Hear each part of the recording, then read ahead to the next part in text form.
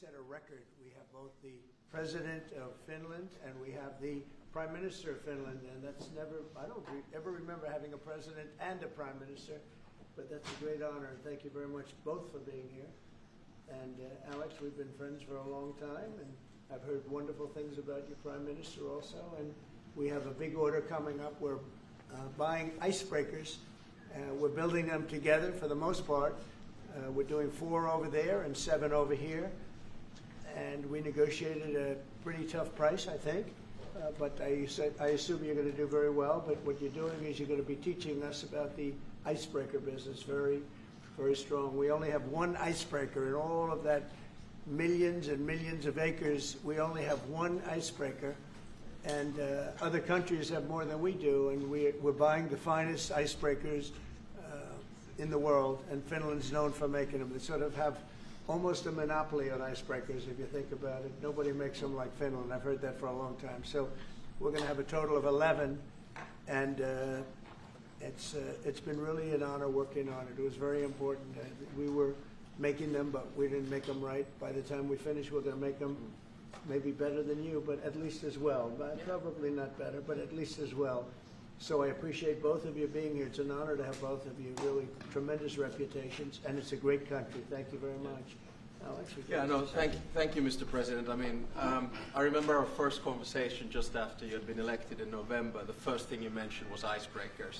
We need them, and then we've been working on this issue ever since. And we're happy to announce that we're basically building 11 icebreakers together, 4 of them in Finland, in joint endeavors, and then 7 of them here. And I think the reason that we've landed in Finland is that 60% of the world's icebreakers are built in Finland. 80% are designed. We've been building them for over 100 years. And speaking of price and time, I think we're the country that can provide them half the price and half the time that others have it. And I think this is a huge strategic decision by the President as well, because we all know that the Arctic is important strategically, militarily, and in terms of the economy as well. And now we can work on this together. Finland is a strange country in the sense that we are probably the only country in the world where all the ports are frozen in the winter. And that's why we built the know-how in icebreakers. Now we can work on this together. And I remember the first conversation we had, you mentioned the fact that Russia has 40, and you need to start ramping this up. And this is an indication that we're going to do it, and we're going to do it together. I also think that this strengthens our bilateral relations. I know I come from a small country, but for us to be able to work together with you is extremely important from a strategic perspective as well. So we appreciate the cooperation, and we're going to deliver the first one 2028. Good. Just a little bit before a big event. Yeah. So, that's great. And actually, it's true. I came here and they were building an icebreaker. They had no idea what they were doing. They had no idea how much it was going to cost. They knew nothing. And we have our Secretary of the Navy right over here. We're working on a lot more than icebreakers. We're working on some very, very big and important ships. But they had no idea what they were doing. And I was with you, and I ended up meeting you and knowing you. And I heard about Finland and their icebreakers. And I said, do me a favor. Would you have your people take a look at what these people are doing? And it came out that just as I thought, they had no idea what they were doing. And we got involved, and we ended up. We need these ships very badly because we have a lot of territory, more than anybody. And so I'm very honored to have this deal, and thank you very much. It's going to be great. It's going to be a great partnership, and it's a great honor to have you, Mr. Prime Minister. Would you like to say something, please? First, Mr. President, thank you very much. It's a great honor to be here today, and as a Prime Minister of Finland, I want to say that this deal it's very important to Finland and our economy, because our economy is suffering a lot because of Russian aggression in Ukraine. And this deal, it means investments, it means jobs, and jobs means hope. And that's why this is so important. And I want to thank your leadership on this deal and this issue. Thank you. So you've been affected very badly by the war going on, the ridiculous war going on, right? Yes, because we have to close the border with Russia. We have 1,300 kilometers common border with them, and affects the atmosphere in Finland, in investments, and that's why we need good news. Our people need hope. Right. So your border is closed? Yes, closed. And that's because you have so many Russians trying to get in? Yes, they started to push illegal migrants to our border. That's why we were forced to close it. And people also that don't want to go into the military, I guess, trying to come through. Right? Yeah, some of them are escaping. Fortunately, on our side, we don't have that problem. In Finland, No, you have a great military. We have compulsory military service, and as I always say, we have 900,000 men and women who've done it, including myself and the Prime Minister. We have 200. And you've been fighting Russia for a long time. So how many years have you been indirectly fighting Russia? Well, put it From this that. way, we have managed our relationship since the 1300s with about 30 skirmishes, but it's been very peaceful at our border after World War II. 1300s. Yeah, but it's been peaceful at our border since the Winter War and the War of Continuation. But, I mean, a lot of it is because we actually have a very large military. It's the biggest in Europe together with Turkey, Ukraine, and Poland.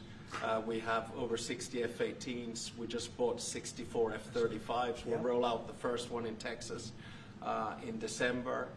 We have the biggest artillery in Europe together with Poland. And as I always say, we don't have it because we're worried about Stockholm. Well, you really have proportionately, I think, the largest military in the world, proportionately. It's quite big, yes, I have to admit. But, you know, we have it for defense purposes and also to build a deterrence. And it's worked, and I think that's one of the reasons that our relationship is so good as well. We have the Defense Cooperation Agreement with you. Right. We're new allies in NATO. Our defense expenditure is going north of 3%. We work very closely with you and the rest of our allies. And, you know, when you push the ceiling of defense expenditure in NATO to 5%, you can imagine that a country like Finland was quite pleased with that, because that means that all of the allies have to bring up their defense expenditure, and you basically increased our security just with that decision in The Hague. And I have to admit that having been to my first NATO summit in the summer of 2024, if someone would have told me that you will move from 2% to 5% after Trump enters, I would have said, go see your doctor. But, you know, Well, you you did had to it. do it, and you were great about it. Spain has not been. Spain is the one that didn't do it. And so I think you people are going to have to start speaking to Spain. The only one that didn't do it, the only NATO country that didn't do it is Spain. And you'll figure what that's all about, right? Yeah, I mean, we'll work, and I think with the leadership also, Mark Rutte, the Secretary General of NATO, I think, you know, there are a lot of commitments that have to take place, and this, of course, is going to also increase industrial defense exchanges. I think we buy 4 times more military material here from the U.S., and I think it's an essential part of our whole military setup in Europe. And it's good to be working on this together. But there's one thing that I wanted to mention also. I want to congratulate you for what we have seen in the past 24 hours in Gaza. Thank you. I think it's a historic deal. I went through the 20 points. It's almost like the best of record. You really see all the key elements. And if someone would have said a few weeks back that you and your team are able to push us to a position where there will be a ceasefire, an exchange of prisoners, hostages, and then a pullback, I would not have believed it. But this is what diplomacy is at its best, and I think it's a potentially huge deal. So congratulations to you and your team. Peace in the Middle East. That's Peace in the excellent. Middle East, yeah. And every country came together. Every single country came together, and people are shocked by it. But it's an amazing situation. Nobody thought it was going to happen. Thank you very much, and you've been of help too. You help always. But we are really working more closely together, having to do with Russia, Ukraine. Yeah. And I would have thought that would have been easier, because that would be number 8 for me, number 8. And I would have thought the Russia deal maybe would have been one of the easier ones. And unfortunately, last week they had over 7,000 soldiers die unnecessarily. So it's a terrible thing, but I think we'll be getting there hopefully soon. Yeah, probably we'll go, I mean, or you will be going piece by piece. I mean, there are only so many agreements that you can get done, and I think this one will be the next big one. Of course, this one needs to stick, and I'm sure it will, because the incentives are all there, and then we'll continue to work. I mean, the last time I was here in the Oval Office was with the other European leaders in August, and I think we did a lot of good advancement there on security arrangements. I think you pushed us Europeans hard not to buy oil and gas from Russia, which I think is a very correct decision. Europe just put down its 19th sanction package. I think Russia is actually right now, both economically and militarily, not in a very strong place. And I think it's because of the commitments that we've made to Ukraine. So, day by day on this one. Yeah, we're going to get it worked out. Questions, please? President, question for President Stu. You have time and again said that one should not underestimate Mr. Trump's negotiating ability. Do you personally believe that Mr. Trump deserves to win the Nobel Peace Prize tomorrow? Well, I think that's probably a decision that comes from the Nobel Committee. And my take is that there are two key pieces that have to be solved in the big picture. One is in the Middle East, and we're seeing the results of that. And then the other one is between Russia and Ukraine. And once those are solved, and I don't see any impediments to it. Do you plan to nominate Mr. Trump next year if he doesn't win? This year? I think probably the best nomination would be coming from Zelensky and then the King of Jordan. Those would be two that would come. But I think you have to, my experience with the Nobel Peace Prize comes from Martti Ahtisaari, the former president of Finland. He got it in 2008, and he got it because he negotiated 3 peace agreements on 3 different continents. Namibia in Africa, Kosovo, Serbia in Europe, and then Aceh in Indonesia. And his message was always that when you do a peace agreement, the key is that it looks like an equal match, that the big guy doesn't win over the small guy, and vice versa. But I have to say that the track record of the President of the United States in the past 7 months, 8 months is rather impressive. Thank you so much, Mr. President. First of all, thank you, all of you, in behalf of the State of Israel, for everything that you're doing for my country. I want to know, how do you see the Middle East in a year from now under your leadership? And if you see maybe option for normalization between Israel and Saudi Arabia? I think it's going to be great. I think it's the hostages will be coming back Monday or Tuesday. I'll probably be there. I hope to be there, and we're planning on leaving sometime Sunday, and I look forward to it. And everybody I see is celebrating in Israel, but they're celebrating in many other countries too. A lot of the Muslim and Arab countries, they're celebrating. Everybody's celebrating. Everybody loves the deal. So it's a great honor to have been working on it. And as you know, it's all finalized and done. We've had a lot of terrifically talented people. We've had tremendous support from UAE, Saudi Arabia. Qatar has been unbelievable. Egypt, as you know, and Jordan. Indonesia. It's... I don't want to leave anybody out. Just so many different countries. It's been incredible. Nobody's seen anything like it. So I think in a year from now, it's going to be great. I think it's going to be great. Mr. President, how do you rate your chances of winning the Nobel Peace Prize tomorrow? Well, I don't know. Look, I made 7 deals, and now it's 8. Solved the wars, one going for 31 years, one going 34 years, one going 35 years, one going 10 years. I made 7 deals. This would be number 8. The one I thought that I was going to make, and I think we will probably, is because it's a ridiculous war. It's a horrible war. The worst since World War II. If you look at the people dying, is Russia, Ukraine. I think we'll do that too. We've a lot of reasons for them to do it, and I think they'll be coming to the table pretty soon. But this is the biggest of them all. This is a big one. Although I think India and Pakistan is very big. 2 nuclear nations. I did that based on trade and because of the tariffs. If we didn't have tariffs, you wouldn't have been able to do it. But I said, if you guys are going to fight, I'm putting 100% tariffs on each of you. And they immediately stopped fighting. And that was going to go nuclear. That was back and forth. So I know one thing. I don't know what they're going to do, really. But I know this, that nobody in history has solved 8 wars in a period of 9 months. And I've stopped 8 wars. So that's never happened before. But they'll have to do what they do. Whatever they do is fine. I know this. I didn't do it for that. I did it because I saved a lot of lives. And that's the thing that bothers me so much about the Russia-Ukraine. 7,000 people are dying a week. young soldiers. They're almost all soldiers of Ukraine and Russia. So in theory, it doesn't affect us, no, but it's a terrible thing. And we'll get that solved too. But nobody has ever done 8 wars. Nobody's done 8 wars in 30 years, let alone 9 months. Are you going to step up the pressure? Are you going to step up the pressure for a Ukraine deal? Yeah, we are stepping up the pressure. We're stepping it up together. We're all stepping it up. NATO's been great. The leader of NATO, as you know, Mark, has been fantastic, I think, and he's a fantastic guy. And they are stepping it up. And we're selling a lot of weapons to NATO, and that's going, I guess, to Ukraine for the most part. That's up to them. But they're buying weapons from the U.S. We make the greatest weapons in the world. You buy our planes and a lot of our equipment.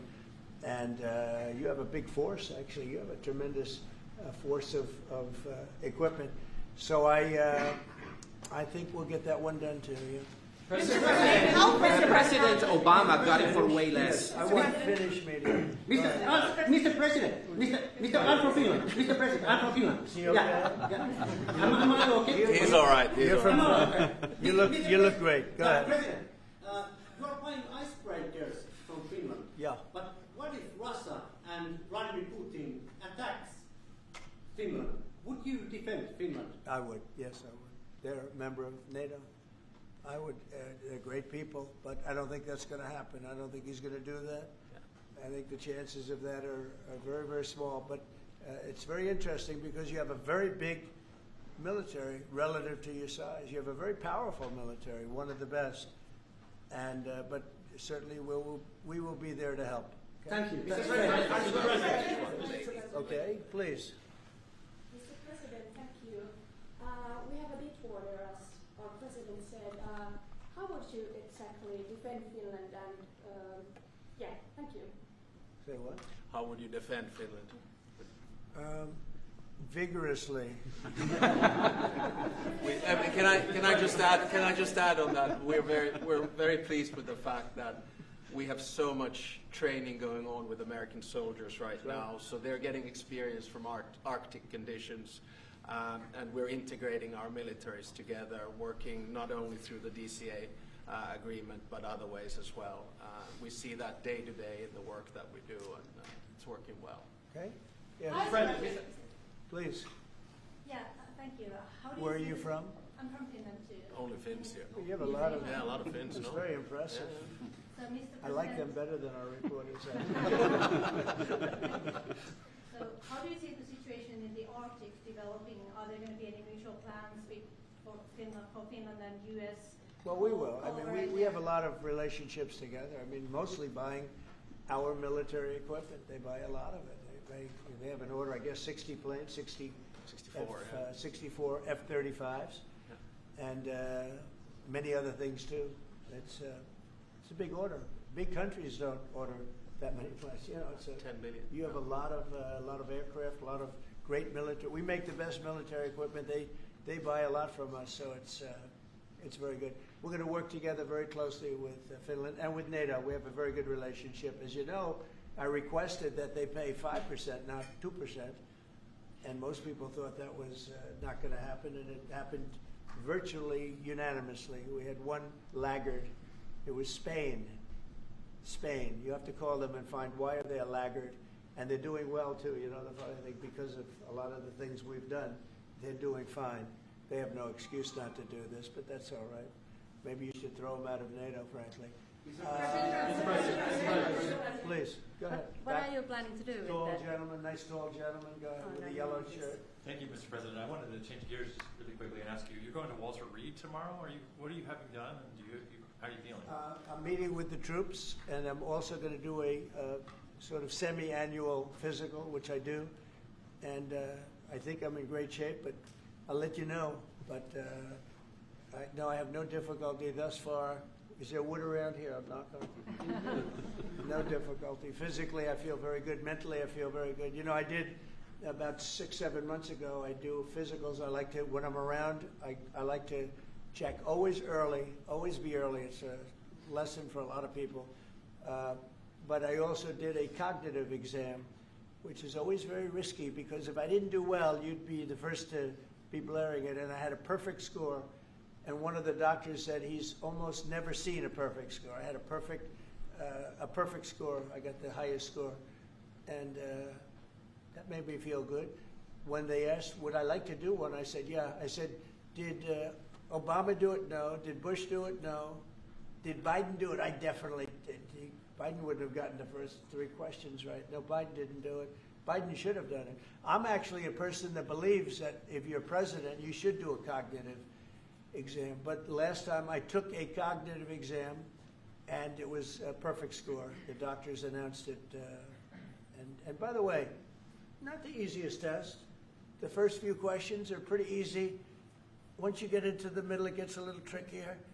And there aren't a lot of people in this room that would get every single question right, I can guarantee you. You're putting me in a difficult spot now. Next question. Obama got the Nobel Peace Prize for way less than you did, and President Obama got the Nobel Peace Prize for way less. For doing nothing. Exactly. Obama got a prize. He didn't even know what he got. He got elected, and they gave it to Obama for doing absolutely nothing but destroying our country. No, he was not a good president. The worst president was Sleepy Joe Biden, but Obama was not a good president. Are you going to do something with the They Hezbollah? gave him a prize. How many months after he won the election, then they gave him the Peace Prize, right? It was right after he was elected. My election was a much more important election.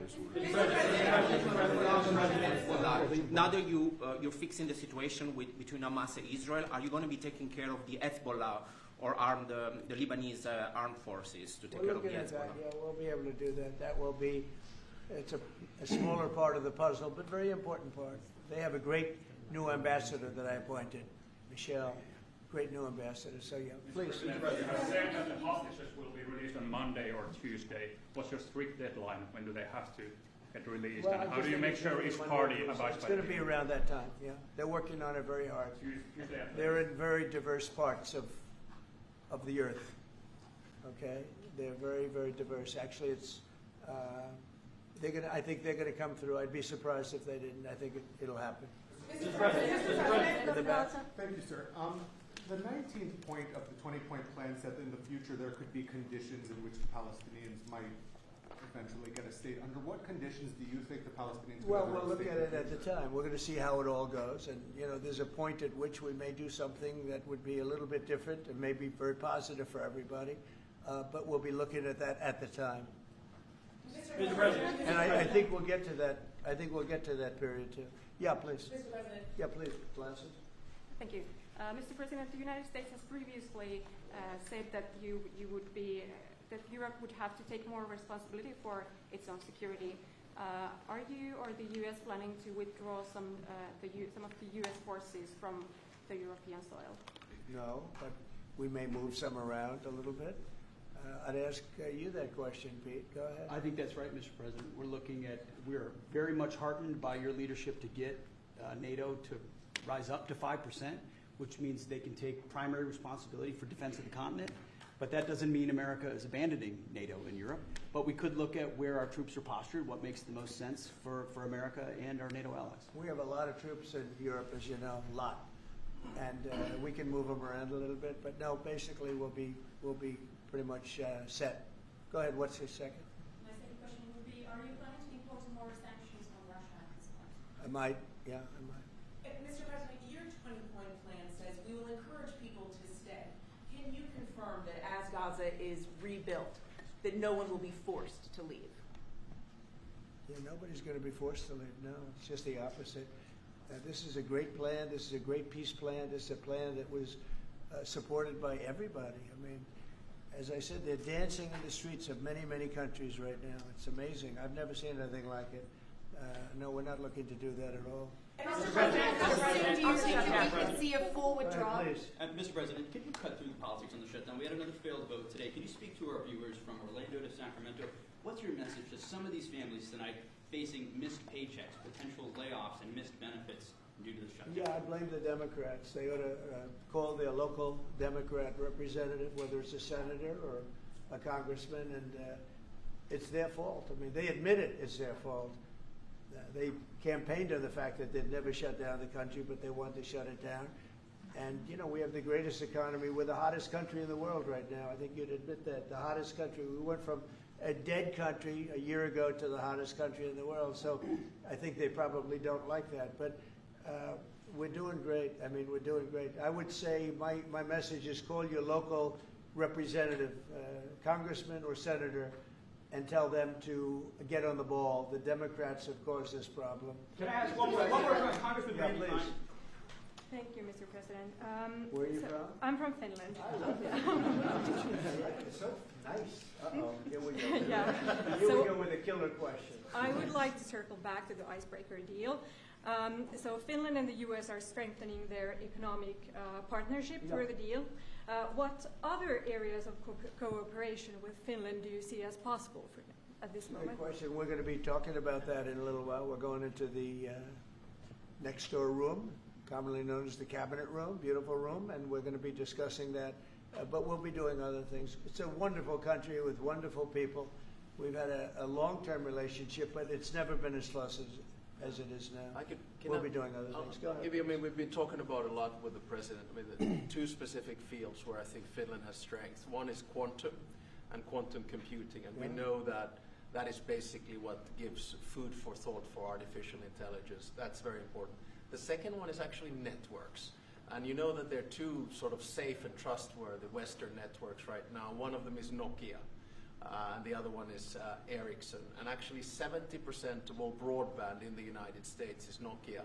So one of the things that we could work on together is creating the 6G space through networks. And we actually, Nokia has 7,000 people working here in the United States and an American CEO. Okay, anybody else? Mr. President. What is the international stabilization force that's going to deploy to Gaza? What is that going to look like? To be determined, really I think there's going to be a large group of people determining what it will be, and a group of people funding it that are very rich countries are going to be funding it. People want to see this work. It's going to work. It's absolutely going to work. And it starts, it's already started. We've signed, as you know. Everybody's agreed. I think Monday is going to be a very big day, Monday, Tuesday, but it's going to be, depending on where you are, it's going to be a very big day. I think it's going to be a day of great celebration. I've never seen anything like it. The streets of so many countries right now, they're just roaring with love and with praise for the people that did this. And these are countries that did this. The whole world came together for this. Even Iran, and I really thank them for it. Iran came out and said this is a good thing. This is a very good thing. So it was terrific. It's been a terrific experience for me. Thank you very much, everybody. Thank you.